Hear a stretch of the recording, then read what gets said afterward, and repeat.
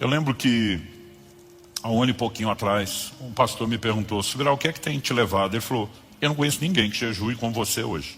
Ele falou: não vou dizer que não há, mas no meu universo de relacionamento não conheço ninguém. Nem a quantidade de vezes ao longo do ano, nem a frequência, nem a duração. Ele falou: nada. Ele falou: o que tem te levado a se dedicar tanto ao jejum nos últimos anos? Falei: no início da minha carreira, do meu ministério, era só a fome do sobrenatural. Eu queria ver milagre, queria ver mover de Deus, queria ver o fluir do Espírito Santo. E acho que é um excelente efeito colateral da prática do jejum, as manifestações do sobrenatural até hoje. Eu falei: a diferença é que hoje não é mais o que me move.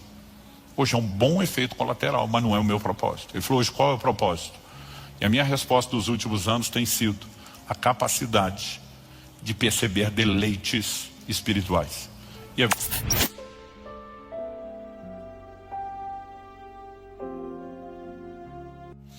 Mateus capítulo 6, verso 21. Jesus diz: porque onde estiver o seu tesouro, aí estará também o seu coração. Você pode repetir isso comigo? Diga: onde estiver o seu tesouro, aí estará também o seu coração.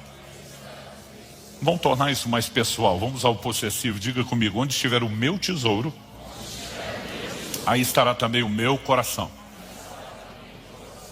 Algo que eu quero chamar a sua atenção é que, de acordo com o próprio Senhor Jesus, isso não se limita a questões espirituais, porque ele começa falando no início do versículo, né, os versos na verdade 19 e 20 diz: não acumulem tesouros sobre a terra, onde as traças e as ferrugens corroem, onde ladrões escavam e roubam, mas ajuntem tesouros no céu, onde as traças e a ferrugem não corroem, onde ladrões não escavam nem roubam. Aí vem o verso 21, por quê? Ele vai dar um motivo de por que você deve escolher não só onde entesourar, mas em que tipo de tesouro investir. Então, é nessa explicação: onde estiver o seu tesouro, aí estará também o seu coração, que reside o motivo da lógica apresentada. Basicamente, o que Jesus está dizendo, que aquilo ao qual eu e você atribuímos valor, estabelece um destino na direção da qual eu e você nos movemos. Então, se a gente entende que juntar tesouro material, né, na perspectiva econômica é importante, nós vamos correr atrás disso. E aqui Jesus não está dizendo que a gente não pode ter, mas ele fala de acumular. A palavra tesaurismo fala de amontoar, né? Porque tesouro é aquele tipo de coisa que, na perspectiva natural, econômica, né, monetária, financeira, quanto mais você tem, mais quer ter, né? Então acaba se tornando uma obsessão, uma busca sem fim. Então o Senhor diz: se é isso que é o seu tesouro, seu coração vai estar naquilo que é terreno. Mas se o seu tesouro estiver em coisas celestiais, seu coração vem junto. Basicamente o que Jesus está dizendo é que seu coração acompanha as suas percepções de valor. Ou seja, aquilo que é definido como de valor, e aí não importa se estamos falando de valor material ou de valor e percepção de valor para as coisas espirituais, mas aquilo ao qual você atribui valor determina um trilho. Esse trilho não só diz respeito à direção para onde você vai, qual é o alvo que você vai perseguir, mas eu diria que a percepção de valor, além de definir o trilho, a direção na qual você se move, ela vira uma espécie de força motriz. É aquilo que te empurra no trilho em relação ao destino, né? Juntar dinheiro é importante, bora trabalhar, bora lutar por isso, bora correr atrás. Juntar tesouro no céu é importante, bora construir galardão, né? Então não apenas o trilho que aponta a direção se estabelece diante de você, mas há uma força motriz, uma motivação, um combustível para que você se mova naquela direção. Quando você entende que o que Jesus está falando envolve desde o natural até o espiritual, você começa a perceber que não cabe a desculpa de não ter o tempo para isso. Porque quando você atribui importância a algo, você vai arrumar tempo. Então talvez você tenha que sacrificar tempo de outras coisas que não são importantes para arrumar tempo para aquilo que é importante. Porque quando a definição de importância ela se estabelece, o resto começa a adequar de acordo com ela, né? Então, durante muito tempo eu dizia para as pessoas que eu não me exercitava porque não tinha tempo. Eu descobri que era uma bela desculpa, que eu acreditava nela, mas não era verdadeira, né? Porque hoje o dom já é de arrumar tempo, né, para aquilo que eu entendi que é importante para mim, que é importante para a minha saúde. Então, na hora está faltando tempo para tudo, o que é que eu posso descartar que não tem a mesma importância em relação a isso? Então, se você entende o que Jesus está falando, isso vai dirigir a sua vida. Agora, quando a gente fala do reino espiritual, não dá para simplesmente ignorar o que Jesus está falando e que funciona também nas coisas materiais. Que é o quê? Essa é a primeira coisa que eu quero chamar a sua atenção. Quem não valoriza, não busca. Se eu não atribuo valor a algo, eu não tenho trilho, eu não tenho o destino claro a ser perseguido, eu não tenho a motivação, eu não tenho a força motriz, a dinâmica que faz com que eu corra atrás de tudo. Então, para mim, a valorização precisa ser o ponto de partida. E algo que você vai descobrir, por mais que você tenha empolgação no início da conversão, essa valorização do que é espiritual não é automático e não é espontâneo. Se fosse, Deus não precisava trabalhar conosco com uma conscientização. Então, em Colossenses, no capítulo 3, de 1 a 3, a Bíblia diz: se vocês foram ressuscitados juntamente com Cristo, busquem as coisas lá do alto, onde Cristo vive, assentado à direita de Deus. Pense nas coisas lá do alto e não nas que são aqui da terra, porque vocês morreram e a vida de vocês está oculta juntamente com Cristo em Deus. Se a Bíblia está dizendo que eu tenho que pensar e buscar, significa que há algo que eu e você precisamos intencionalmente fazer para viver nessa consciência e nessa busca. Se fosse automático, Deus não precisava dizer o que é que eu e você fazemos. Então acredito que essa coisa de pensar mais, ela fortalece o quê? A percepção de valor que nós temos. Porque quanto mais eu penso nas coisas espirituais, mais eu consigo discernir o valor e a importância. Quanto menos eu penso, ainda que distraído, não significa que eu quero dizer que aquilo não tem valor, mas quanto menos eu penso, né, nessas coisas, menos eu busco. Então, todo crente precisa viver o que eu chamo da percepção de valor. E ao longo da Escritura você vai descobrir isso, né? Vai descobrir que a moeda do reino de Deus, ela diz respeito à importância. Quando a gente fala moeda, eu sei que sou estranho, mas há uma moeda de troca. Jesus usou essa linguagem, quando na carta à igreja de Laodiceia diz: aconselho que de mim compre ouro refinado pelo fogo, vestes brancas para que te vista, colírio para que unja os teus olhos, a fim de que veja. Quando ele está dizendo compra, ele não está dizendo que o reino espiritual tem um modelo econômico ou de barganha, exatamente como nós fazemos o comércio do dia a dia. Mas ele está dizendo, ao mesmo tempo, você precisa entender que para conseguir algo que está disponível aqui, você tem que oferecer alguma coisa. Então ele não está falando de uma troca que vai levar a gente a ignorar a graça ou considerar mérito, mas ele está falando de participação. Eu e você entramos com alguma coisa. E o que é isso?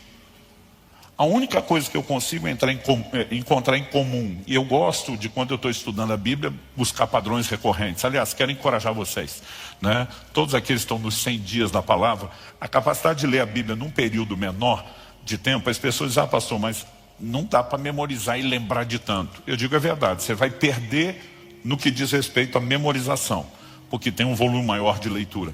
Mas a capacidade de enxergar o todo, ela é fantástica quando você lê a Bíblia num período menor de tempo. Então, me preparando para os 100 dias, eu li a Bíblia toda no mês de janeiro. Aproveitei o meu tempo de retiro, de oração, fiz a conta, né? E falei para ler 30... em 30 dias ou 31 dias, você tem que manter a média de 40 capítulos. Eu acho que a média para os 100 dias está 12. Perto de 12. Eu tinha que manter 40, né? Mas eu li a Bíblia toda. Aliás, a maior parte do tempo, todo do Velho Testamento que eu li e estudei, eu estava lá em Israel. Engraçado que eu dizia assim, acho que hoje eu vou orar ali no Monte das Oliveiras. Esqueci de falar disso, né? Vai ficar para o final. Era para eu falar antes, eu não sei. Mas assim, você vê os profetas anunciando o juízo, logo depois de ter lido em qual momento da história eles entram, porque tem hora que você está lendo lá Isaías, você nem lembra de quais reis ele profetizou, onde é que o que ele está falando se encaixa, mas quando você lê em pouco tempo, isso te ajuda, e te ajuda muito. Então, quero fechar o parênteses, fazer aqui, né, a você o encorajamento. E isso me ajudou a encontrar muitos desses padrões nesse tempo de janeiro, né? Eu gosto o tempo todo de buscar padrões, recorrência. E uma coisa que tem me chamado a atenção nessas últimas leituras é quando a gente fala que a moeda do reino de Deus é a troca, há um padrão recorrente nas Escrituras. Então você vai encontrar figuras diferentes, uma roupagem diferente para falar a mesma coisa. Por exemplo, Isaías 55:1, todos vocês têm sede, venham às águas. E vocês não têm dinheiro, venham, comprem e comam. Sim, venham e comprem, sem dinheiro e sem preço, vinho e leite. Como é que se compra sem dinheiro? Então, Deus de novo está usando a figura da compra. Mas você não vai comprar com dinheiro. Quando Jesus diz, aconselho que de mim compre ouro, colírio, veste branca. Ele não está falando de usar o dinheiro que você tem, mas a ideia da compra está lá. Então ele diz, quem tem sede, venha às águas. Vocês que têm fome, venham e comprem. Então, muitas vezes, seja uma figura da fome, seja a figura da sede, você percebe que Deus está usando. Isso é necessário para que você consiga o que eu tenho. Isaías 44:3, derramaria água sobre o sedento. Para quem é que Deus vai dar água? Para aquele que tem sede. Por quê? Porque o que tem sede vai aproveitar a água, não vai desperdiçar a água, vai fazer bom uso da água. Ou seja, a ideia por trás da figura da sede é percepção de valor. O sedento dá valor à água e ele vai aproveitar aquilo que está sendo oferecido. Mas Jesus diz aos discípulos, não deis aos cães o que é santo e não lancem pérolas aos porcos. O que ele está dizendo? Você não entrega o que tem valor para quem não reconhece o valor do que você está oferecendo. E Deus não mandaria a gente fazer nada que ele mesmo não faça primeiro. Então Deus também não entrega nada a quem não tem percepção de valor. Outro dia alguém chegou para mim e falou, pastor, me explica um mistério que eu tenho dificuldade de entender. Eu falei, qual? Ele falou, o Jacó trollar o irmão, entregar comida em troca de uma promessa do direito de primogenitura, a gente entende. Esperteza do irmão mais novo, né? E bobagem do irmão mais velho. Mas os céus autenticarem a transação dos dois? Como é que o Jacó conseguiu que os céus validassem aquela negociação que ele fez? Falei, a Bíblia não diz que os céus validaram o ato de compra de Jacó. Não, mas falei, a Bíblia não diz que os céus validaram o ato de compra de Jacó. A leitura bíblica, ou a releitura de Gênesis, feita lá no livro de Hebreus, é Esaú desprezou o direito de primogenitura. E quando Deus olha para alguém que não atribui valor e diz, se você não valoriza o que entrega, você não fica com ele. Vai para o próximo na linha de sucessão, que é quem está dando valor, ainda que sem a revelação de Deus, está tentando usar de subterfúgios, meios carnais e escusos, pelo menos havia percepção de valor. Ele estava valorizando aquilo que o irmão não estava valorizando. Então, ao longo de toda a Escritura, você percebe o que? A percepção de valor é uma chave. Então, se nós estamos falando de uma vida espiritual intensa, de buscar Deus, gente, quem não valoriza, não busca. É simples assim. Todo mundo acompanhando? Então, a pergunta prática a ser feita é o que nos impede de valorizar mais? Né? Será que só nos falta ler a Bíblia e saber? Logo depois de Mateus 6:21, né? No 19 e no 20, Jesus dizendo, não junta tesouro aqui, junta no céu, onde está o tesouro está o seu coração. Quando ele chega no verso 24, ele diz, ninguém pode servir a dois senhores, porque ou irá odiar um e amar outro, aí ele diz assim, ou irá se dedicar a um e desprezar a outro. Então a gente fala de amar e odiar, parece muito extremo, mas quando ele fala de dedicação e desprezo, o que ele está falando? Muitas vezes o desprezo, dedicação, a gente sabe que é uma entrega que vem de alguma percepção de valor. Ou eu me dedico à pessoa que eu valorizo, ou eu me dedico porque a consequência da minha dedicação é algo que eu atribuo valor, mas o desprezo, ele normalmente nasce do inverso. Eu estou desprezando a pessoa porque eu não dou valor a ela, eu estou desprezando uma área específica a qual eu poderia me dedicar porque eu não vejo lucro naquilo. E muitas vezes o que acontece conosco não é que a gente acorda de manhã dizendo, Deus, o Senhor não é importante, eu não te quero. Mas outras coisas começam a concorrer com o lugar deles, chamar nossa atenção, a gente passa a dar percepção de valor a ela, se dedicar, e a gente não percebe que a percepção de valor de Deus começou a diminuir e consequentemente a dedicação a Ele. Então, se quem não valoriza, não busca, a razão pela qual nós não buscamos é qual? É muitas vezes distrações. E essas distrações, elas não estão relacionadas necessariamente porque um dia eu e você acordamos dizendo para Deus, não queremos o Senhor. De acordo com o ensino bíblico, elas podem brotar até de coisas que o próprio Deus disponibilizou e ofereceu para a gente. E aí você podemos entender que muitas vezes a valorização demasiada de certos prazeres, e não estou nem falando dos prazeres pecaminosos. Outro dia alguém falou para mim, não pastor, pecado não dá prazer. Eu falei, se não desse ninguém pecava. Hebreus 11:25 fala dos prazeres transitórios. O problema é que ele não dura, ele se mostra rapidamente que foi um engano, né? Aquele prazer durou quase nada e a desgraça do resultado ela vai durar muito mais, mas obviamente existe alguma coisa ali, porque senão as pessoas não pecavam. Agora, há prazeres que eles estão não no terreno do ilícito. Eles estão no terreno do lícito. E a gente pode falar de muita coisa aqui. A gente pode falar de entretenimento, a gente pode falar de alimentação, a gente pode falar de uma série de coisas. A gente cada vez mais busca uma vida de conforto. E quanto mais o mundo melhora, mais conforto a gente quer, né? E o conforto, gente, em alguns momentos pode ser danoso. Então hoje a gente não tem necessidade quase nenhuma de movimento físico, isso está trazendo comprometimento à saúde. E se a gente não for lá romper a inércia, o sedentarismo e dizer, então no mínimo eu tenho que fazer alguma coisa que compense o prazer da vida confortável, já que a gente não tem mais tanto esforço no trabalho, né? As coisas começam a se desequilibrar. No reino espiritual não é diferente. Eu e você precisamos entender que algumas coisas são boas, são confortáveis, são prazerosas. Se a gente não souber relacionar com elas, vai dar ruim. E Deus tem uma didática, uma pedagogia chamada abstinência, que daqui a pouco eu quero usá-la como contraponto, é onde a gente volta para o assunto do jejum. Por enquanto nós estamos falando de atenção, né, e de como muitas vezes prazeres podem ser danosos. Em 2 Timóteo 3,4, a Bíblia fala de pessoas que se tornaram mais amigos dos prazeres do que amigos de Deus. Aí você pensa assim, não, está falando do pecador. Não, o pecador é escravo. Tito, capítulo 3, verso 3, né, faz a seguinte declaração. Pois nós também no passado, né, éramos insensatos, desobedientes, desgarrados. E a Bíblia diz assim, escravos de todo tipo de paixão e prazeres.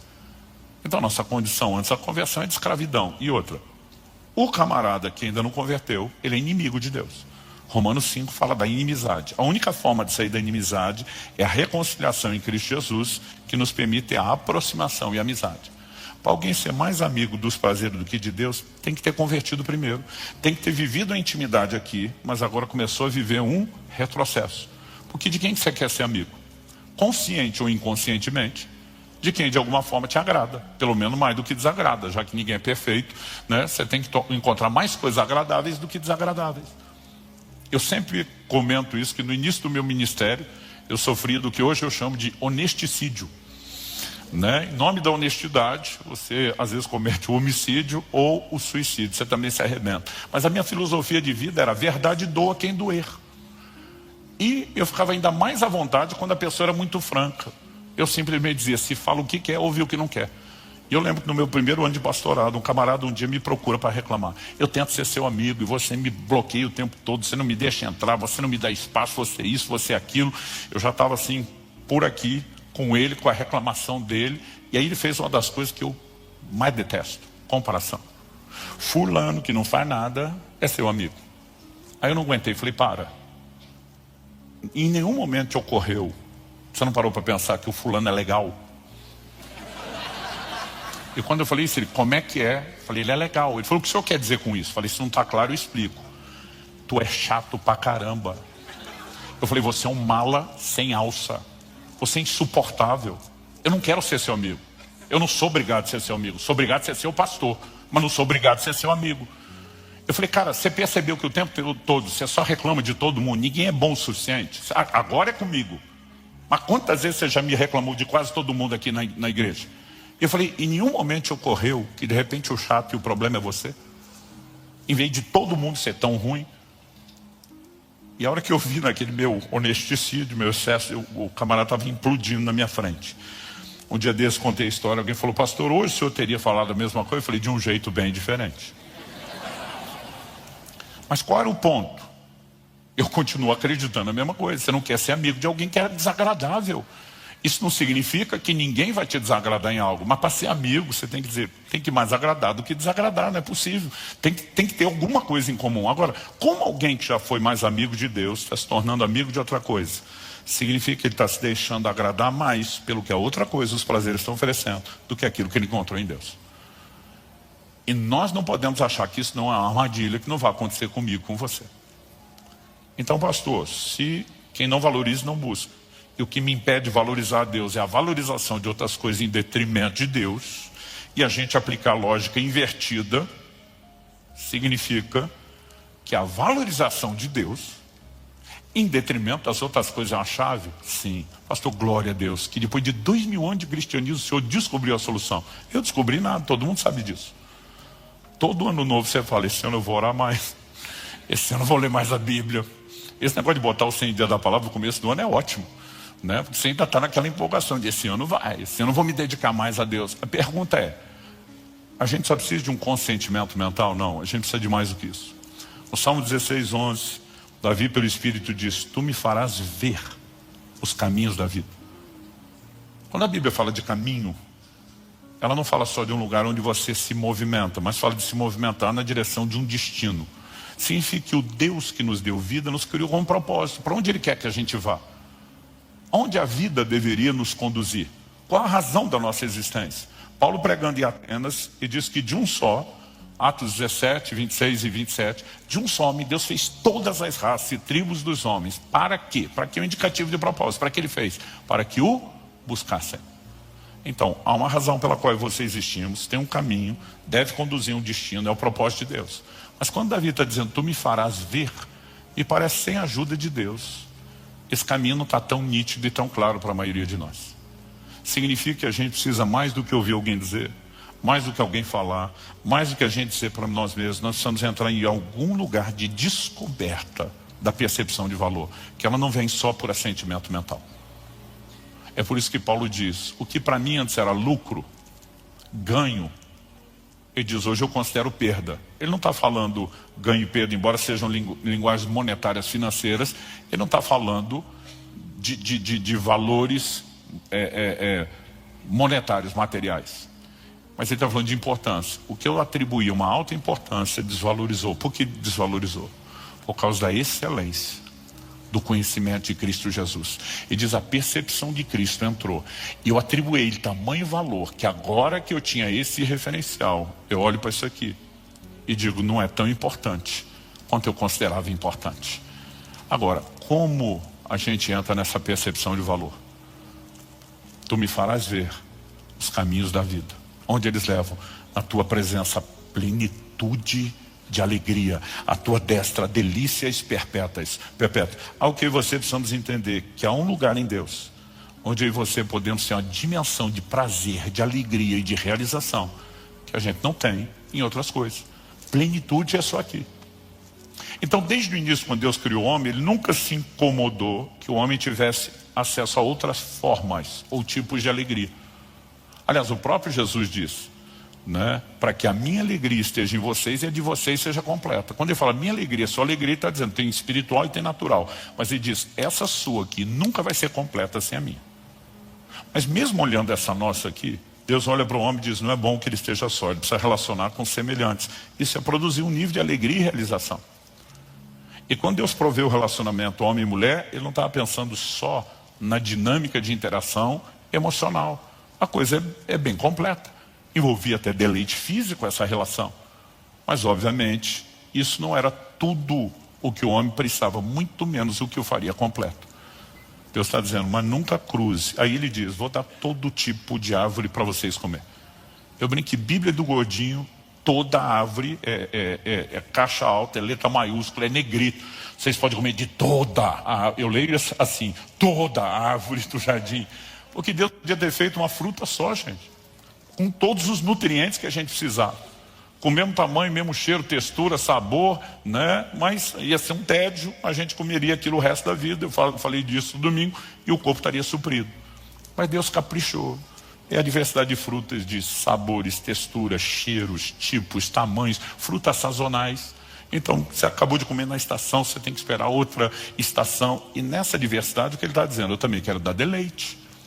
É por isso que a gente foi agraciado com o paladar, né? E a gente consegue aproveitar a comida. Obviamente, Deus está dizendo, eu não tenho problema que vocês tenham outro tipo de prazeres. Mas Ele falou, lembra que existe um limite.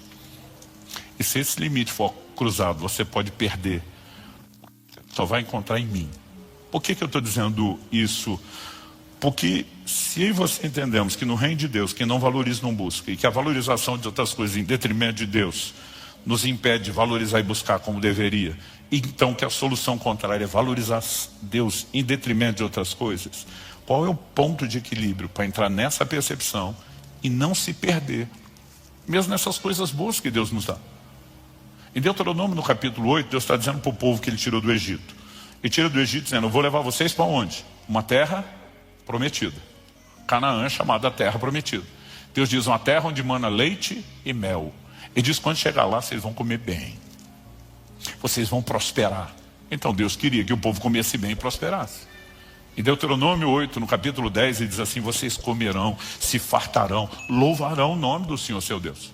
Eu não sei você, mas tem comida que eu como que eu agradeço antes e depois. Hoje foi um dia desses. Eu falei, Senhor, muito obrigado. Né? Ele disse, vocês vão louvar. Mas no verso seguinte, 11, diz, mas que não aconteça. E depois terem comido, se fartado, construído casas, prosperado, que vocês se esqueçam do Senhor seu Deus. Ele está dizendo, eu quero que vocês comam bem, eu quero que vocês prosperem, mas preste atenção. Vocês podem se divertir tanto com esse nível de entretenimento, que vocês perdem a consciência do que realmente está aqui. Então ele diz, tome cuidado. De alguma forma nós passamos a viver um estilo de vida que não envolve mais o cuidado de distração com coisas boas. Pastor, por que está destacando isso? Porque você precisamos entender qual a importância da abstinência na prática da vida cristã. Por que de vez em quando a gente tem que dar uma pausa em coisas que são lícitas, ainda que prazerosas? Porque elas têm um efeito didático. Quando Jesus estava sendo tentado no deserto, e ele responde, nem só de pão viverá o homem, mas de toda a palavra que sai da boca de Deus, ele está citando um texto da Escritura. Qual é? Deuteronômio capítulo 8. Se você puder, abra lá comigo. Deuteronômio capítulo 8. Eu quero ler com vocês os versos 2 e o 3. O texto diz assim, lembrem-se de todo o caminho pelo qual o Senhor seu Deus os guiou no deserto durante esses 40 anos, para humilhar vocês, para pôr vocês à prova, para saber o que estava no coração de vocês, se guardariam ou não seus mandamentos. Deixa eu fazer uma pausa, para saber o que estaria no coração de vocês. A maioria das pessoas, quando tem as primeiras experiências de jejum prolongado, e isso vai aumentando à medida que o jejum é maior do que os anteriores, todo mundo fala, pastor, o senhor ficou em crise. Eu digo sim, porque o jejum expõe o pior de você. De alguma forma, ele vai trazer à tona o que está no seu coração e a sua necessidade de Deus. E Deus vai dizer isso. Olha o verso 3. Ele humilhou vocês. Como? Ele os deixou passar fome. Ele os sustentou com o maná que vocês não conheciam e nem os pais de vocês conheciam. Para que vocês compreendessem que o ser humano não viverá só de pão, mas de tudo o que procede da boca do Senhor. Para que vocês compreendessem, ele vai dizer aqui, tem um efeito didático, há um nível de compreensão que não se alcança sem que você passe por esse processo. Qual o processo? Humilhação e fome. Quando a Bíblia fala do jejum, ela não usa só o verbo jejuar. Por exemplo, no Antigo Testamento você tinha um dia anual de jejum, o dia da expiação. Em Levítico 16 você vai ver isso. Do dia 10, do mês 7º, todo mundo tinha que jejuar. Só que você vai ler Levítico e você não encontra a expressão jejuar. Você vai encontrar afligir as almas, humilhar as vossas almas. Aí outro dia alguém falou, o texto não fala de jejum. Eu falei, fala. Diz que aquele que não se humilhasse e não afligisse sua alma seria morto. Se humilhar fosse só um sentimento, como é que você sabe se a pessoa fez ou não fez? Então no livro de Jeremias, do profeta Jeremias, e depois no livro de Atos, você vê duas referências ao dia da expiação, chamando ele de o dia do jejum. Aí você tem explicação lá na frente do que era afligir a alma, que todo mundo entendia. Aí alguém falou outro dia, pastor, mas quando eu jejuo eu não fico feliz. Eu falo, que grande descoberta sua, quem é que fica? Você está desconectando das suas fontes de alegria. Então assim, o propósito do jejum não é te deixar feliz, é te lembrar que existe outro tipo de felicidade, e às vezes você tem que desconectar dessa, para simplesmente conseguir compreender alguma outra coisa, que ela fica apagada, enquanto você tem mantido essa percepção de prazeres e alegrias materiais, terrenas, acesos. Eu lembro que, há um ano e pouquinho atrás, um pastor me perguntou, Subirá, o que é que tem te levado? Ele falou, eu não conheço ninguém que jejue como você hoje. Ele falou, não vou dizer que não há, mas no meu universo de relacionamento não conheço ninguém. Nem a quantidade de vezes ao longo do ano, nem a frequência, nem a duração. Ele falou, nada. Ele falou, o que tem te levado a se dedicar tanto ao jejum nos últimos anos? Eu falei, no início da minha carreira, do meu ministério, Era só a fome do sobrenatural. Eu queria ver milagre, queria ver mover de Deus, queria ver o fluir do Espírito Santo. E acho que é um excelente efeito colateral da prática do jejum, as manifestações do sobrenatural até hoje. Eu falei, a diferença é que hoje não é mais o que me move. Hoje é um bom efeito colateral, mas não é o meu propósito. Ele falou, hoje qual é o propósito? E a minha resposta dos últimos anos tem sido a capacidade de perceber deleites espirituais. E eu vou dar um exemplo, que pelo exemplo, talvez você vai lembrar de ter me ouvido falar disso em janeiro de 2023. Eu falei para ele, pastor, para te explicar o que é algo espiritual, quando eu falei perceber os deleites espirituais, e aí eu quero que você lembre do Salmo 16, na tua presença, a plenitude de alegria, a sua delícias. Quando ele está falando de delícias, está falando de deleites. Como é que eu e você podemos ter um tempo de oração e a gente sai com a sensação de, graças a Deus terminou? Como é que nós podemos ter um tempo de leitura bíblica e dizer, aleluia, terminei os 12 capítulos de hoje e daqui a pouco vou achar algo que me deixe feliz, porque aquilo... A gente sabe que tem algo lá, mas a pergunta é, a gente consegue usufruir isso? A gente está percebendo isso? Aí quando eu falei sobre perceber os deleites, ele falou, pastor, me explique mais sobre isso. Eu falei, eu vou te dar um exemplo natural para explicar o que é espiritual. O que eu descobri nos jejuns prolongados é que o seu paladar fica assim, aguçado de uma forma absurda. Eu acho que começa com o processo de limpeza, desintoxicação do corpo, mas acho que tem a ver com não ter aquela enxurrada de sabores diferentes o tempo todo. Mas, por exemplo, a turma diz que a água não tem gosto. Quem jejua, pelo menos jejum prolongado, discorda, né? Eu estava esses dias numa viagem no exterior, dei um gole na água, eu simplesmente parei, o professor falou, o que foi? Eu falei, que água é essa? Ele falou, por quê? Eu falei, o pH dela é maravilhoso. Ele falou, como é que o senhor sabe? Eu falei, porque o gosto é ruim.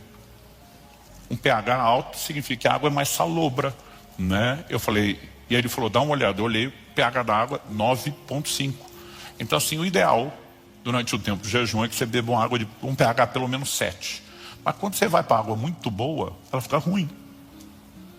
Então assim, tem hora que para resolver o problema de um pH muito baixo ou sabor muito alto que você não consegue beber, qual a dica que a gente dá? Limãozinho na água. O limão mascara o sabor e normalmente se o pH é baixo resolve. Então eu passei a ter esse hábito. Uma vez só isso me custou caro. Eu tinha recém saído de uma hepatite, meu fígado está muito sensível, acho que botei muito limão proporcionalmente para a água e aquilo me trouxe um incômodo. Foi uma única vez. Normalmente ele é muito bom e é saudável. Aí eu falei para ele, eu estava numa reunião com um grupo de pastores durante esse jejum, sentei com eles para comer, o povo vai embora, vai para o hotel, você não está comendo. Falei, mas pelo menos eu quero ter a comunhão com vocês e não vou ficar tentado. Falei, eu garanto para vocês. Quando chegamos no restaurante ainda brinquei, falei, hoje vai ser um banquete, água com gás, com limão espremido, né? Eu falei, então hoje é dia de festa. Então cheguei lá, pedi pro garçom, você me traz limão espremido? Suco do limão para eu pôr na água? Beleza. E quando ele trouxe um copo grande, eu estranhei. Normalmente a turma manda aquele copinho, eu brinco que é copo de pinga, né? Copinho pequeno, com meio ou um limão espremido. Quando eu vi o tamanho do copo, que era maior e cheio, eu chamei o garçom. Enquanto ele vinha, eu falei, deixa eu provar primeiro. Porque a primeira coisa que eu pensei, ele entendeu errado, trouxe uma limonada. Quando eu provei, eu senti que estava doce. E aí ele chegou e falei, amigo, eu não sei se eu não expliquei ou você não entendeu direito, mas eu não queria limonada, eu queria só o suco do limão. Ele falou, mas isso não é limonada, isso é limão. Eu falei, não pode, está doce. Ele falou, impossível. Ele falou, eu vi o cara da cozinha espremendo só limão aí, não tem como estar doce. Pensei, tô doido. Peguei o copo e bebi a segunda vez. Dei um golinho, falei, tá doce. Ele não pode, o pastor na minha frente, deixa eu ver isso aqui. Passou a mão no copo, deu um gole, fez uma cara de azedo. Disse, pelo amor de Deus, subirá, não tem nada de doce aqui. Pensei, eu tô doido. Peguei o copo de novo, provei a terceira vez. Quando eu provei, falei, tá doce. Ele pegou, provou de novo, fez cara de azedo de novo, falou, não tá. Todo mundo na mesa resolveu provar pro tiratema e todo mundo dizia, subirá, você tá louco, não tem nada de doce. Foi só essa altura que eu lembrei do jejum. Falei, gente, meu paladar está nesse nível que eu estou percebendo a frutose, o açúcar natural do limão, que ninguém consegue perceber. E aí eu falei, cara, me desculpa, o problema está comigo mesmo. Obrigado que você trouxe e tal, né? Apesar que já não tinha sobrado muito limão depois de tudo aquilo, mas agradeci ele. Aí eu falei, pastor, o que é que eu descobri com essa mudança do paladar? Alguns dias depois eu estou em outro almoço. E um dos pastores terminou de comer, levantou, pegou a sobremesa, uma salada de fruta. E ele vem com a lata de leite condensado e começa a derramar, desculpa para os que amam isso, começa a derramar que é a desgraça do leite condensado em cima da salada de fruta. E, gente, para quem o limão está doce, você imagina as outras frutas? A minha vontade é voar no pescoço dele e dizer, você não precisa botar o leite condensado, que a fruta é doce. Só que eu mesmo penso, quantas vezes eu não fiz o que ele está fazendo? Hoje o açúcar não é parte da minha alimentação, mas eu mesmo fiz isso, porque eu não conseguia mais perceber o doce da fruta. Você habitua tanto com o açúcar que você perde a capacidade. E a essa altura do campeonato, o pastor está olhando para mim com a cara de, cara, já entendi. Eu falei, basicamente o que o jejum tem feito por mim é me levar a esse lugar de entender que se você não tira o leite condensado, você não consegue perceber o leite da fruta. E muitas vezes a gente está vivendo aqui, ó, empanturrado de leite condensado, com todo tipo de prazeres. Quando você olha para o jejum não te leva só a pausar o prazer do paladar. Esse desconforto que o jejum traz no início chega a ser assustador para muitos de nós. Outro dia um cara falou, ô pastor, eu jejuei para estar perto de Deus, mas estou mal. Eu falei, uma ótima descoberta para você querer Deus, é descobrir que sem Ele você está mal. Porque você está tão distraído se enchendo dessas coisas que você nem sente falta dele.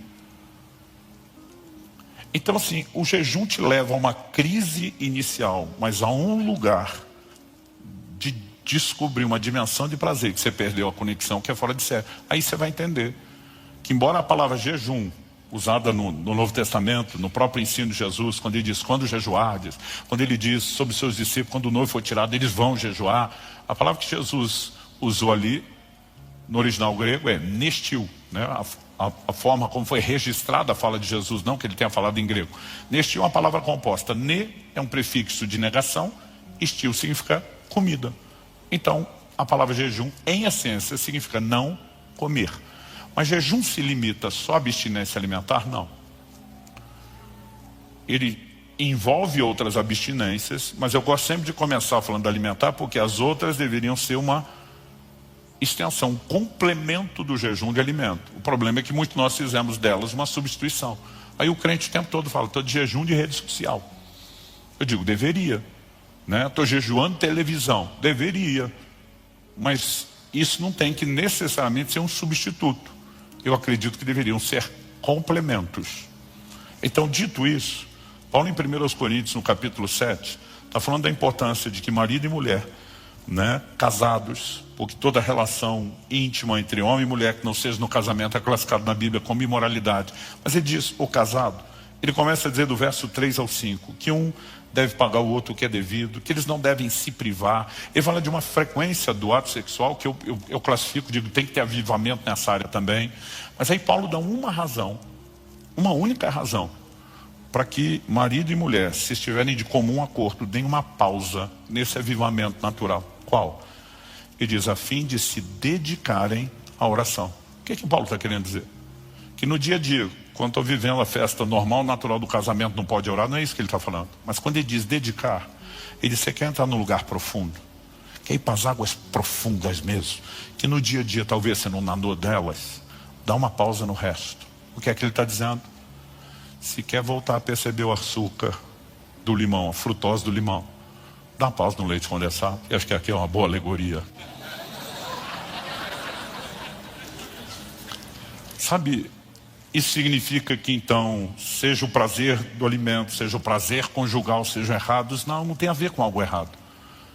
Mas quando Deus está dizendo por meio de Moisés, lá em Deuteronômio 8, ele permitiu humilhação e fome, uma pausa nisso, para que vocês entendessem que nem só de pão o homem vive. Ele está dizendo, tem um efeito didático por trás da abstinência. Ela consegue, talvez não numa única experiência, mas numa prática recorrente, ela consegue te levar a uma conexão, a uma percepção de valores espirituais. Um dia desse alguém falou, pastor, estou com medo do senhor ficar fanático. E o pior que era outro pastor. Falei, por quê? Falei, velho, o senhor entrou num lugar meio que parece meio sem volta com esse negócio do jejum. Falei, não tem mais volta mesmo. Tem sido maravilhoso. Eu praticamente não toquei muito no assunto. Mas na experiência do jejum, do segundo jejum do ano passado, do prolongado, que é um por semestre, eu lembro que eu estava no 38º dia do jejum. E eu estava assim, essa fase final, eu não sei qual é o limite fisiológico dos 40 dias, mas eu falo, pessoal, mesmo se eu não estiver contando, eu sei que eu entrei nos últimos 3 dias.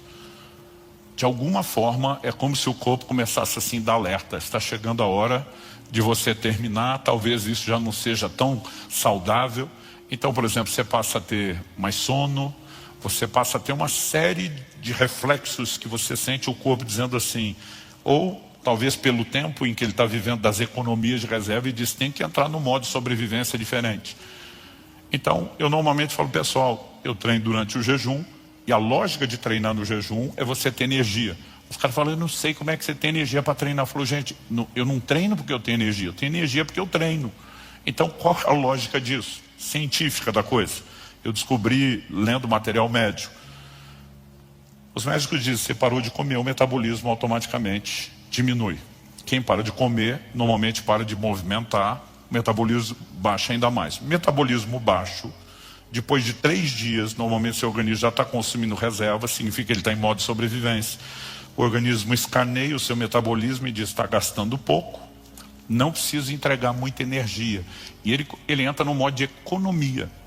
Então, o jejum prolongado não é que você não tem energia. O corpo diz, a maioria já teve experiência com o celular. Eu estou aqui com a bateria do meu celular, depois do dia todo usando, já bem comprometida, mas ela ainda não está no limite. Quando ele entra mesmo naquele modo de economia, tem hora que você percebe que a tela do telefone já não acende toda. Por quê? Porque se ele te der toda a luz, ele não dura. Então ele opta o modo economia. Para durar mais, eu tenho que entregar pouco. Entendeu o raciocínio? Seu corpo faz a mesma coisa com você.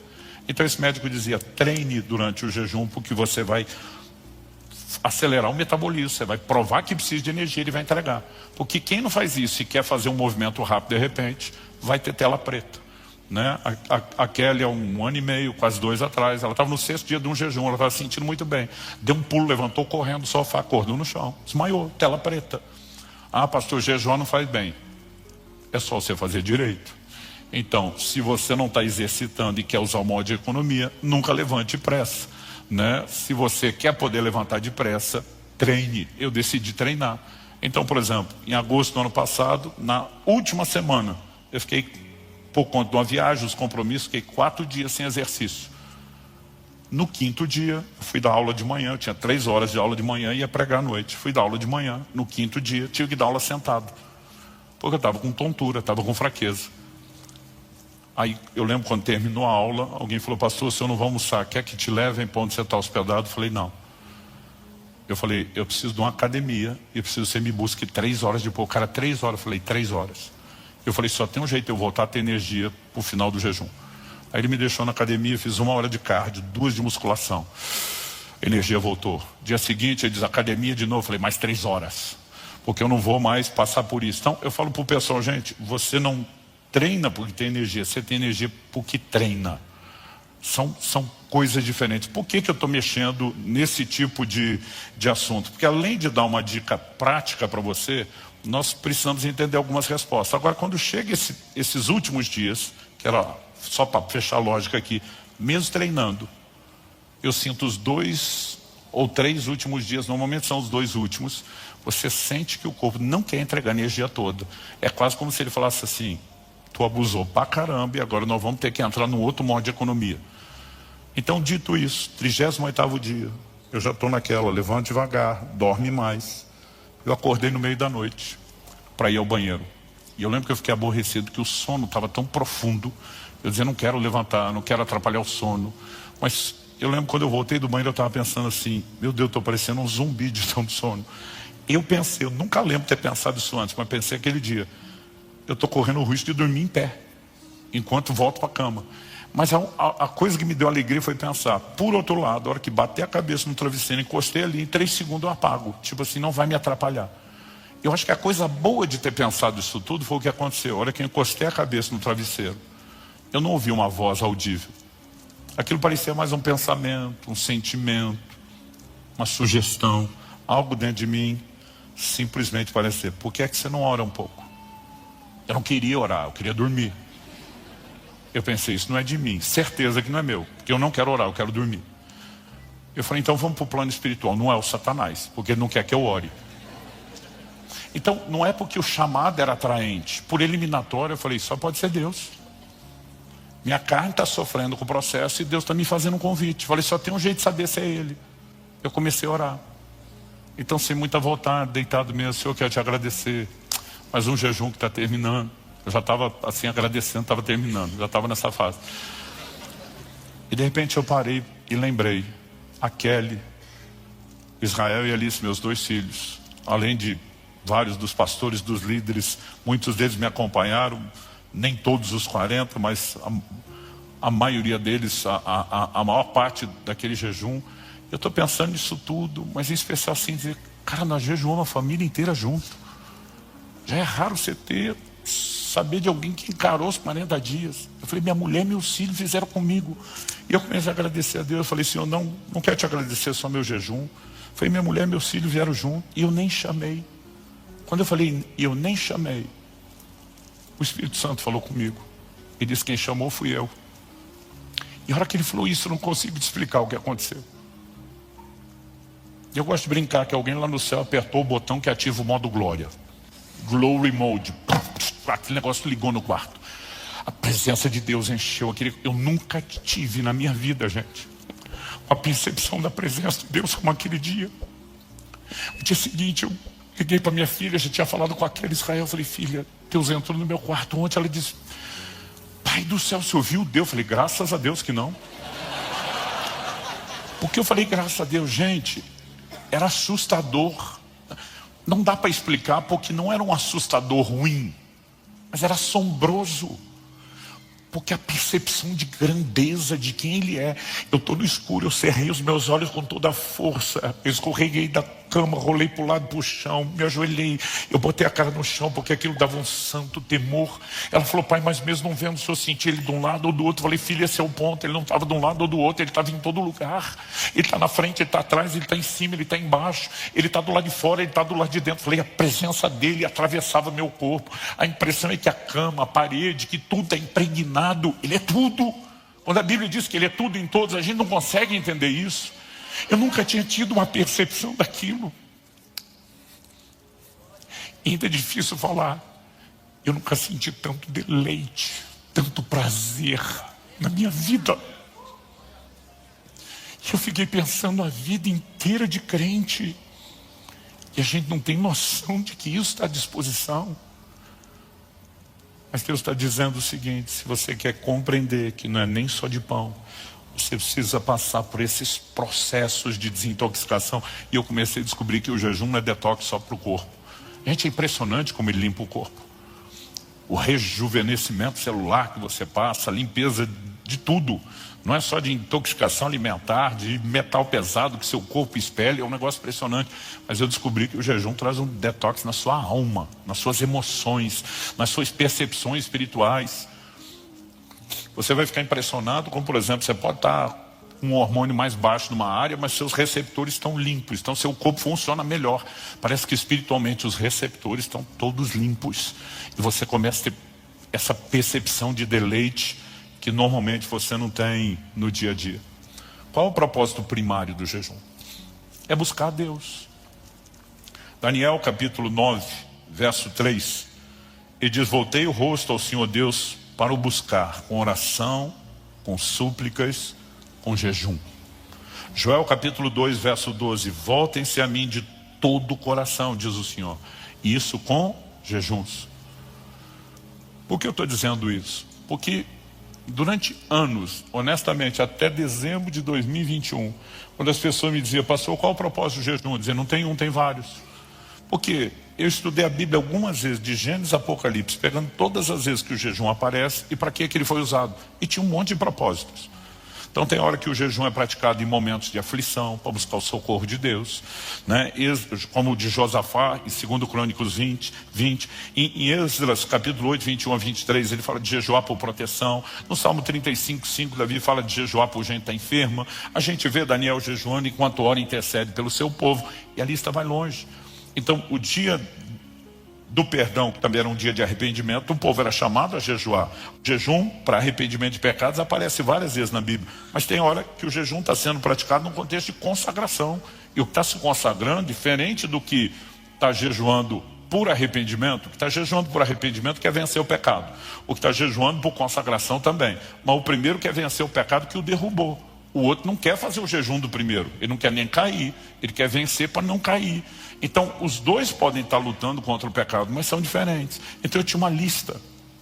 Mas em janeiro de 22, Deus falou comigo. Você precisa entender o propósito do jejum. Eu falei, não, são vários. Ele diz, não. Há um propósito primário e vários secundários. Até hoje, sessões chegou os secundários. Todos os secundários vão convergir num só. O primário. Qual é o primário? Buscar Deus. O que está jejuando para arrependimento está buscando a Deus com um propósito, mas está buscando a Deus. O que está jejuando para consagração está buscando a Deus com um propósito secundário diferente, mas está buscando a Deus. Ou seja, não tem jeito de não convergir no primeiro. A pergunta a ser feita é: a gente precisa de um secundário para buscar a Deus? Ou a gente poderia mirar direto no primário? E talvez essa foi a descoberta da minha vida sobre jejum. Eu falei, eu não preciso de uma crise, eu não preciso de um problema sério, estar desesperado por uma intervenção de Deus, porque durante muito tempo eu só dizia situações extremas requerem medidas extremas. O problema está grande, bora jejuar. Ok, e se eu não tiver problema? Mas eu apenas estou decidido a desligar de prazeres inferiores, porque eu quero os prazeres superiores. Por que é que eu preciso de um propósito secundário? Eles são aceitáveis, eles são parte do jogo, me entenda, eu não estou falando contra eles. A pergunta é, eu não preciso passar por eles, eu posso ir direto. E aí eu comecei a enxergar gente no Novo Testamento que mirou direto no primeiro. Ana, Lucas capítulo 2, verso 37, que ela adorava noite e dia, com jejuns e oração. O jejum era parte da vida de adoração e de oração. A Bíblia não menciona problema, não menciona necessidade de milagre. Aí você chega em Atos 13, os líderes da igreja de Antioquia, enquanto eles estavam adorando o Senhor e jejuando. A igreja não está mais em perseguição, o lugar onde eles estão em Antioquia, lá na Síria, não está passando por problema, não existe nenhum indício de nenhum propósito secundário, mas eles apenas querem estar com o Senhor. O que esses dois textos têm em comum? Além de ambos terem sido escritos por Lucas, estarem no Novo Testamento e mencionarem o propósito primário. Aí você começa a perceber as consequências dos desdobramentos. Quem é Ana? Uma mulher de percepção para o profético. Profetiza. O que acontece em Atos 13? Disse o Espírito Santo. E o Senhor começou a dizer, se você quer se familiarizar mais profundo com a minha voz, o jejum vai te ajudar a desintoxicar das outras coisas e entrar num lugar de percepção. E as direções de Deus, a compreensão da palavra. Eu tenho vivido uma revolução do entendimento bíblico. Cada vez que eu volto ao jejum, eu estava agora em Israel, eu escrevi um livro em 9 dias, gente. Quase 300 páginas, em 9 dias. A clareza de entendimento daquilo de Gênesis, Apocalipse, dizer como é que eu não vi isso tão claro antes, né? A soma, Deus acrescentando o entendimento que vem sendo construído ao longo do tempo. E você fica, uau. Há 1 ano e meio atrás, eu conversei com aquele pastor, a história do limão. Nós falamos muito sobre jejum. Quando eu saí, fui para a academia, para aquela coisa de manter energia. Estou lá no elíptico, louvor e adoração. Eu falei, Jesus, a única coisa que eu não conversei com o fulano é essa percepção que eu tenho de que o jejum aumenta a capacidade de revelação da tua voz, da tua palavra. Eu falei, mas eu não tenho uma base bíblica para provar isso, então achei melhor não tocar no assunto com ele. Eu falei, mas eu queria entender isso melhor. Qual o mistério? Mas não fiz uma pergunta esperando uma resposta não imediata. Tem coisa que eu pergunto para Deus, às vezes vem depois de 20 anos, tem coisa que ele nunca respondeu, mas eu sempre gosto de perguntar. A hora que eu perguntei qual o mistério, um flash na minha frente. Não tinha nada natural para dar aquele brilho. Agora tenta imaginar que um brilho, um flash de luz são fração de segundos. Agora tenta imaginar que alguém filmou esse flash naquela câmera super lenta e agora vai passar depois. Aquela luz assim, abrindo lentamente. E vamos imaginar que o tempo todo desse brilho coube o que eu vou contar agora. Então a mente fica bugada, porque não cabe numa fração de segundos tanta coisa. Naquele brilho, eu ouvi tudo que eu vou contar agora. 2 pessoas estão conversando atrás de mim. Eu não vi nada, mas eu ouvi as 2 pessoas. um do meu lado esquerdo e do meu direito. Um pergunta para o outro: quando foi que Moisés, o primeiro legislador, recebeu a revelação da lei? Outro diz: ao longo dos 40 dias de jejum no monte. Mas o tom de conversa deles não parece ser informal do dia a dia. Parecia ser uma coisa teatral, ensaiada. Eu não consigo explicar como eu percebia o tom de voz, mas é como se aqueles dois estivessem falando assim: vamos fazer um joguinho para ele entender, só para ele explicar, para compreender a explicação. Aí o primeiro pergunta de novo para o segundo: e quando Cristo, o novo legislador, recebe a nova lei que seria comunicado na nova aliança? O outro olha e diz: a partir dos 40 dias de jejum no deserto. E tudo isso dentro do flash. Quando o flash acabou, minha mente começa a conectar o resto. Daniel com as revelações do tempo do fim, no final do jejum e todo o processo. Mas ainda assim, essas coisas só fizeram sentido quando eu comecei: peraí, ele os humilhou, os deixou ter fome, para que compreendesse que não é só de pão, é o que procede da boca de Deus. O maná é uma figura da palavra. Deus está dizendo: vocês jamais vão se deleitar do meu alimento sem passar por esse processo. E sabe, a percepção para o profético, ela começou a mudar. Foi num desses jejuns que eu compartilhei a história. Deus falou comigo a respeito do Caleb, meu genro. Antes da minha filha conhecê-lo, disse: esse é o seu genro, é ele que vai casar com a sua esposa, com a sua filha. Deixa eu corrigir isso. Para o bem meu, dele, da minha esposa e de todo mundo, da minha filha. Ele que vai casar com a sua filha, ela vai ser a esposa dele. E eu lembro que depois daquilo, enquanto esperava o dia do casamento, as coisas desdobrar, gente, toda manhã, quando eu acordava, eu abria meu olho, a primeira coisa que eu pensava: Deus falou comigo e contou algo que não contou para ninguém. Depois descobri que tinha mais alguém que tinha ouvido a mesma coisa, mas não mudou a minha alegria de saber os detalhes do processo de uma forma, aquele senso de intimidade, de conexão com Ele. Não dá para explicar o prazer e a realização por trás disso. Então assim, eu não quero insinuar que você tem que fazer o que eu estou fazendo depois de uma vida inteira praticando o jejum. E eu acredito que porque Deus me confiou a mensagem do corpo de Cristo, eu tenho que ser o primeiro a vivê-la da forma mais intensa. Eu disse para Deus: o Senhor não precisa me pedir mais. Se o Senhor não me parar, eu falei: o Senhor, minha mulher, meu médico são os únicos que podem me parar. Se o Senhor não me parar, vai ser um por semestre. E até agora Ele está me dando corda, porque em junho do ano passado eu fui para Israel para gravar. Eu lembro que eu estava num momento de oração, numa casa de oração em Berseba. O Espírito Santo falou comigo: não no jejum de julho, mas no de janeiro de 24, você vai vir fazer aqui, interceder por Israel. Eu entendi que ele tinha autenticado pelo menos os dos próximos 2 que eu tinha escolhido fazer. Mas tem sido algo importante. E o que eu sinto de Deus, eu estou empolgado, gente. Eu tenho visto gente jejuar nessa casa como eu não vejo em quase lugar nenhum. Mas é só o começo de uma grande revolução que está por vir. E sabe, não importa se você vai fazer um dia por semana, se você, né, como vai ser a sua dinâmica. Talvez tenha gente no nosso meio que nunca vai fazer mais do que um jejum parcial, que não vai fazer um jejum tão prolongado na água. Mas o jejum tem que ser parte do nosso estilo de vida, porque essas pausas nos deleites inferiores, principalmente quando elas vão se tornando frequentes, recorrentes, elas vão produzindo em nós uma percepção de deleites maiores. E sabe, você pegar a palavra de Deus, acordar no meio da madrugada, dizendo: eu não vou fazer isso porque é obrigado, eu vou fazer isso porque eu não aguento esperar amanhã cedo. É outra conversa, é outra dinâmica, não só do como foi gostoso aquele tempo ali, mas o que isso passa a produzir na sua vida. Eu preciso terminar. Eu quero citar uma frase que me fez pensar muito nos últimos anos. Ela é atribuída a um camarada chamado Edward Farrell. E diz: quase em todos os lugares e em todos os tempos, o jejum sempre ocupou um lugar de grande importância, visto que ele se encontra estreitamente relacionado com o profundo senso religioso. Talvez isso explique a negligência do jejum no nosso tempo. Quando o significado de Deus diminui, o jejum desaparece. Mas eu ouso afirmar o inverso: quando o significado de Deus aumenta, o jejum reaparece. Ou ainda diria o inverso: quando o jejum reaparece, o significado de Deus na nossa vida, ele também começa a aumentar. Porque é uma relação de causa e efeito que ela parece ser mútua, vai e vem, né? E essas coisas estão relacionadas. Então, eu quero provocar você. O jejum é uma escolha, menos que Deus te peça algo, você escolhe quando faz, quanto tempo faz, qual a periodicidade, qual o tipo do jejum, qual a duração. Não há regras. Há momentos que nós podemos ter uma convocação profética, uma grande mobilização, e aí, quando vamos fazer a coisa de forma coletiva, talvez haja um pouco mais de organização. Mas pense em algo que pode ser flexível.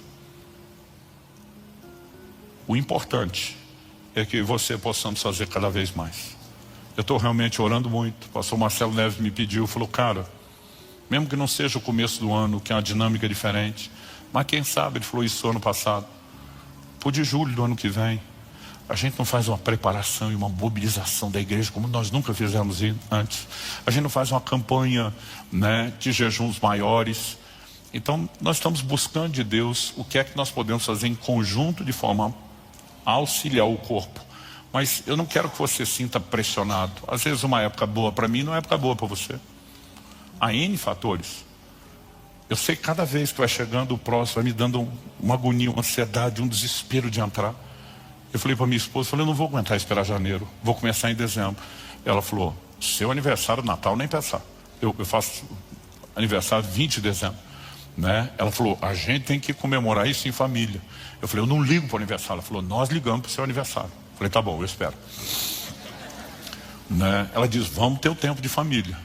Né? E aí eu lembro que eu falei, pessoal, depois da ceia do dia 24, não conte comigo comer no dia 25.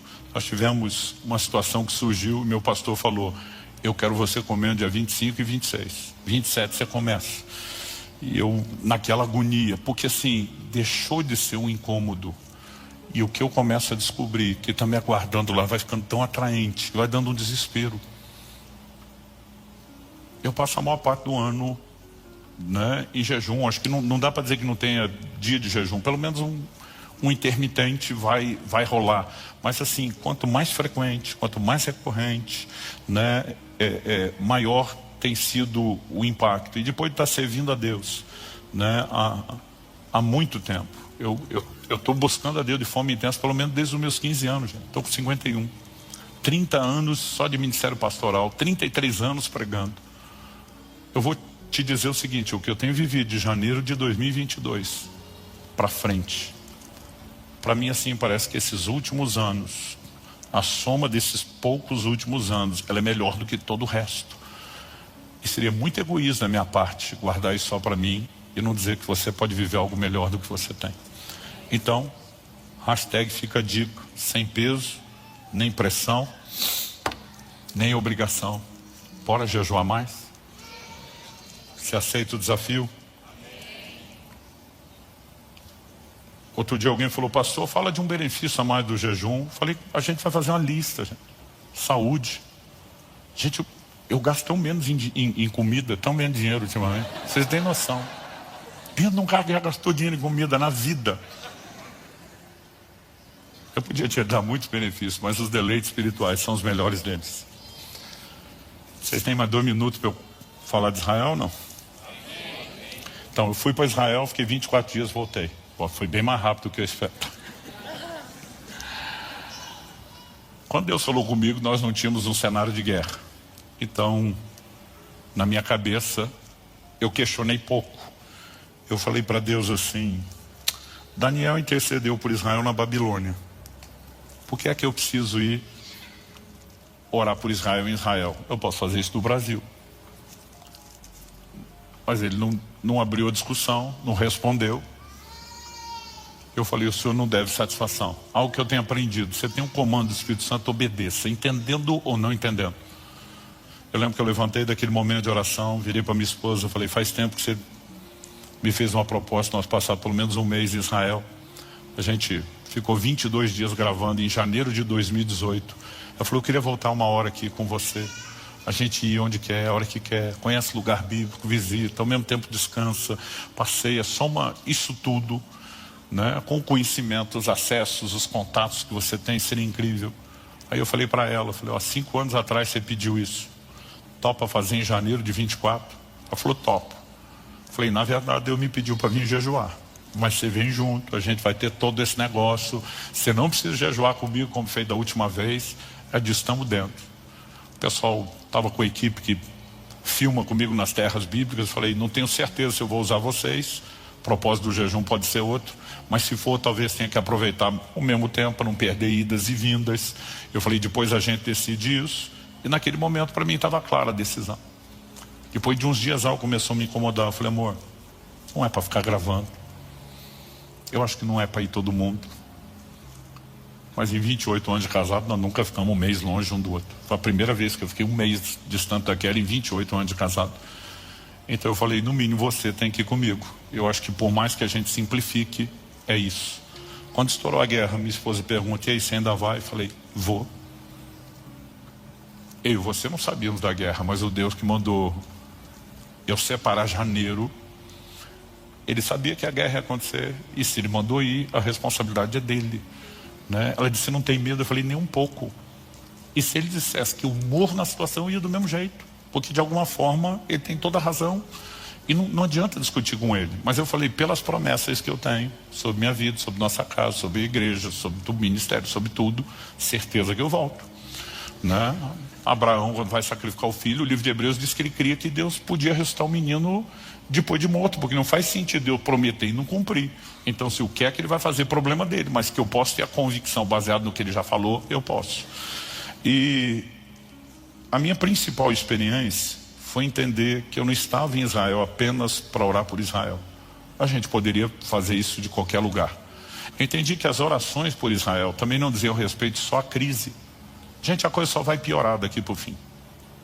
Mesmo que haja uma solução temporária para esse problema, e a raiz desse conflito não tem solução. Então, se você não estudou história, todo o terreno geográfico que já foi conquistado na perspectiva do Islã, que se tornou um califado, um lugar de domínio deles, jamais pode sair do domínio deles. E Jerusalém, que já esteve por séculos com toda Israel, ninguém aceita perder aquilo. Então só tem um jeito de evitar conflito. Ou Israel é eliminado, deixa de existir, que é a filosofia do Hamas, que é um grupo extremista, assim como alguns outros, a Jihad Islâmica. Ou Israel se torna muçulmano, o que nunca vai acontecer, pelo tipo de fé que eles também têm. Então não existe perspectiva de que esse conflito não exista. Não há divisão de terra. Quando você tira o deserto do sul de Israel e pega da metade para cima produtiva, só a Cisjordânia já é metade do país que foi levado para o lado de lá, né? Não estamos falando da faixa de... Não há divisão de terra, esse conflito não vai acabar. Mas quando você olha as profecias, você percebe que Israel estará cada vez mais sozinho. Então assim, quando um navio americano encosta 6 dias depois no Mar Vermelho, isso diminui a empolgação dos vizinhos de entrar na guerra. Mas chegará um momento onde Israel estará isolado e desconectado de tudo e de todos. Todos os eventos finais terminam naquele cenário. A Bíblia diz que quando Jesus foi assunto aos céus, ele foi exatamente do Monte das Oliveiras. O anjo que aparece para os apóstolos diz, do mesmo modo como vocês o viram ir, ele vai voltar. Do mesmo modo. A Bíblia diz que ele sobe e de repente eles deixam de enxergá-lo porque ele foi oculto pelas nuvens. Quando a Bíblia fala sobre a sua volta, diz que ele aparecerá onde? Nas nuvens. O ponto de desaparecimento será o inverso, o ponto de aparecimento. Só isso? Não. Zacarias 14, quando fala do dia do Senhor e da vinda do Messias, diz, naquele dia, os seus pés serão colocados onde? No Monte das Oliveiras. O lugar de onde ele saiu é o lugar de onde ele volta. As nuvens que o ocultaram é o lugar. Então imagina, falando na linguagem antigamente, o filme sendo rebobinado, passando ao contrário. Subiu, volta. Todo o desfecho do tempo do fim acontece naquele lugar. E nós precisamos entender que todas as profecias já foram ditas, não predeterminando o acontecimento das coisas, mas liberadas da parte de um Deus presciente que conhece tudo o que vai acontecer. Pastor, quando a gente vai orar lá em Israel é mais espiritual? Não. Por que o senhor faz caravana para lá? Não é o propósito espiritual. Eu lembro de uma vez que nós estávamos no ônibus e todo mundo, agora é a entrada triunfal em Jerusalém. Eu falei, para com essa bobagem. Eu falei, o livro de Apocalipse diz, a cidade que espiritualmente se chama Sodoma e Egito, onde crucificaram o Nosso Senhor. Eu falei, isso aí chama de cidade santa? A Bíblia chama. Eu falei, quando a Bíblia chama, você está falando dos adventos futuros de um lugar onde o Senhor estabelecerá um reino físico E a Bíblia diz, de Sião sairá a lei e todas as nações serão governadas por ele. Então, não confunda o cumprimento futuro de promessa com o que você tem hoje. Eu fico doido com um crente que é por pedido de oração escrito no Muro das Lamentações.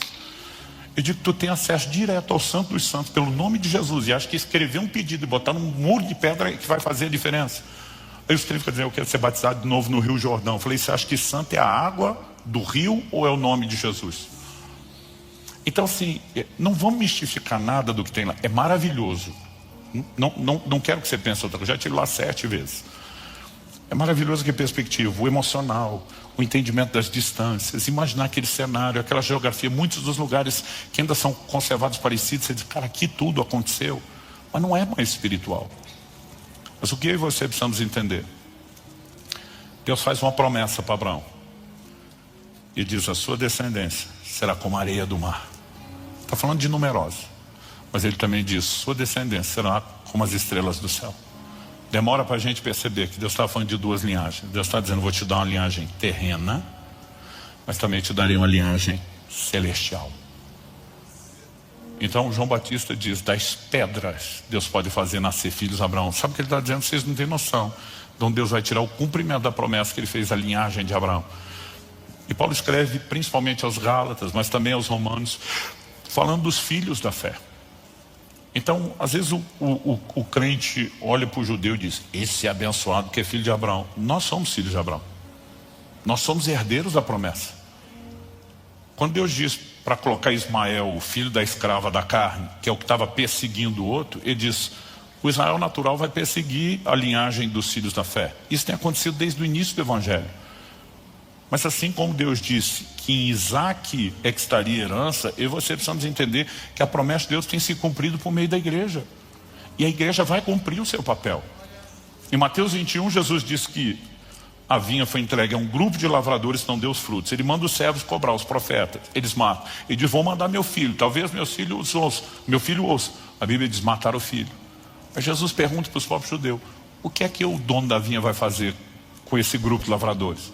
Eles mesmo respondem, vai fazer perecê-los miseravelmente, vai dar vir um outro grupo de lavradores. Jesus diz, exato, que a seu tempo entregue os frutos. Quem é outro grupo?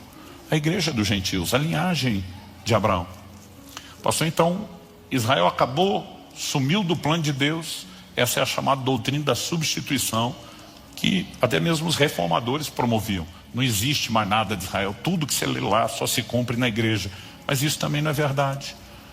Porque em Romanos, no capítulo 11, Paulo diz, se a diminuição deles, o Israel natural, que eram os ramos naturais, foram quebrados da oliveira, para eu e você, gentios, sermos enxertados, se a diminuição deles redundou em riqueza para o mundo, a pergunta é, quanto mais a readmissão? Ele disse, se a diminuição foi bênção, quanto mais a plenitude. Então preste atenção, haverá uma restauração no tempo do fim de Israel. A Bíblia diz que o endurecimento veio a eles até que a plenitude dos gentios haja chegado. Quando a igreja de Deus tiver cumprido o seu papel e entregado os frutos e atingimos o ápice, o sucesso, e aqui você tem uma igreja triunfante, algo muda para que Deus termine com a linhagem natural aquilo que ainda não foi terminado. E Paulo explica porque os dons e a vocação de Deus são irrevogáveis. E nós precisamos entender que assim como Jesus nos ensinou a dizer, venha teu reino, seja feita a sua vontade. Os crentes, o tempo todo desde o início, diziam, Maranata, vem Senhor Jesus. Ele prometeu vir sim, mas nós precisamos orar para que tudo aquilo que foi dito se cumpra. A igreja tem um papel a respeito de oração, de intercessão e de preparação para tudo que vai acontecer no tempo do fim. Eu comecei a entender que Deus me fez parar naquele lugar, porque senão eu nunca dedicaria tanto tempo e atenção para pensar o lugar de Israel no plano e no propósito de Deus, como eu fiz lendo a Bíblia durante aquele tempo lá, né? Uma das coisas principais que eu ficava olhando o tempo todo, quais são as promessas sobre eles que não se cumpriram, que ainda que se apliquem também a nós, não se excluem deles, e de repente uma percepção completamente diferente nasceu. Ainda estou tentando digerir tudo que eu passei lá, mas foi assim, um nível de percepção que eu acredito que vai dar um outro rumo no futuro, para tudo que nós vamos fazer. Então minha vontade agora não é só levar a gente para passear, turistar como a gente fazia antes.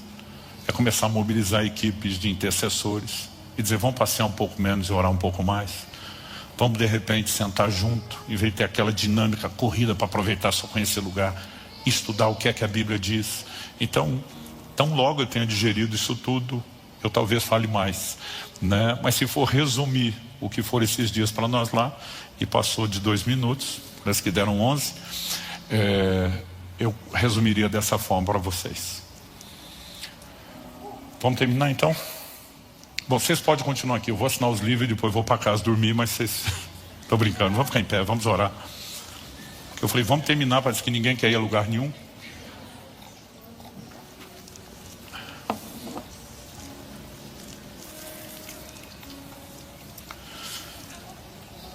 Me ouça com atenção, porque eu creio que eu falo isso pelo Espírito de Deus. Virão dias de um convite diferenciado para o lugar da intimidade. E muita gente distraída não vai ouvir ou perceber o convite. É por isso que volta e meia você vai ver o Senhor falando isso nas Escrituras. Quem tem ouvidos para ouvir, ouça. Basicamente ele está dizendo, não apenas escute, mas ouça no sentido de dar valor ao que você vai ouvir. Alguns de nós vamos ser chamados para um lugar diferenciado. Eu acredito que o jejum terá um papel para quebrar a nossa desatenção, a nossa distração e nos fazer cada vez mais atentos para aquilo que Ele tem. Eu não sei explicar o que aconteceu, mas no meu espírito eu sinto. Não quero mistificar o número 7, foi meu 7º jejum de 40 dias. Eu sinto que alguma coisa quebrou, como nunca antes, no plano espiritual, na minha vida em Deus, no meu ministério. Parece que essa recorrência que Deus está nos chamando, ela vai produzindo um efeito progressivo, que vai se acumulando. Eu não consigo te explicar, mas tem um lugar diferente para cada um de nós. Eu estou determinado a entrar, ficar nesse lugar. Outro dia alguém falou para mim, pastor, o senhor é um pouco aquele cara que sonha com o futuro. Tem que ter um nome para isso. Como? Visionário demais. Eu falei, olha, eu defino o visionário mais ou menos assim, com a frase que eu ouvi de um outro. Visitei o futuro, gostei do que vi e resolvi morar ali. Existe algo a respeito não apenas de sonhos, mas de percepção profética. Há um lugar para onde Deus quer nos levar. E eu sinto que isso não deveria ser apenas para poucos. O chamado é para todos, nem todo mundo vai aproveitar. Mas eu creio que de alguma forma você que está aqui hoje já está debaixo de uma conspiração divina e de um plano para prestar atenção em algo. Então eu só queria que a gente, nesse momento final de oração, não fizesse disso só aquela formalidade. Vamos terminar porque tem que terminar orando. Mas que por mais breve que seja essa oração, que você possa dizer, Senhor, eu quero ouvir e corresponder, eu quero entrar nesse lugar. Amém? Pai, muito obrigado por esse tempo de conversa, de compartilhar, de reflexão, de instrução. E eu oro a Deus, mais do que isso, de um desafio, de uma provocação sobrenatural sobre a vida de cada um de nós. Que venham dias de avanço. Não apenas em relação a Deus, a essas experiências novas e maiores, mas de avanço para o lugar da intimidade, para o lugar da comunhão, para o lugar da percepção dos deleites eternos, superiores, como nunca antes. Eu quero abençoar cada um dos meus irmãos e irmãs. Eu oro pelo sopro do Teu Espírito sobre a vida de cada um deles. Eu oro por algo novo, em nome de Jesus e para a glória de Deus.